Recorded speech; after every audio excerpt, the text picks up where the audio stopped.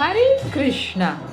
ஜெயதேவ கோஸ்வாமி கவிஞர்களின் மத்தியத்தில் ஒரு ரத்தினம். சைத்தன்ய மகாபிரபு தோன்றிய 300 வருடங்களுக்கு முன்னே தோன்றினார். லக்ஷ்மண சேனா என்ற அரசன் ராஜ்யத்தில் பண்டிதரா சேவை செலுத்தினார். ஜெயதேவ கோஸ்வாமியும் அவர் மனைவி பத்மாவதி கிருஷ்ணரோட தீவிர பக்தர்கள். அரசு வசதிகளை துறந்து அமைதியான வாழ்க்கை தேடி சம்படி என்ற ஊருக்கு வந்தார். அங்குதான் கீது கோவிந்த் என்ற கவிதை இயக்கினார். கீது கோவிந்தன் உள்ள வரிகள் கிருஷ்ணருக்கும் கோபியருக்கும் நடுவில் இருக்கும் புனிதமான உணர்வுகளை வெளிப்படுத்தும். இந்த கீது கோவிந்த் பக்தி சேவையில் உயர்ந்த ஆத்மாக்களுக்கு மட்டுமே.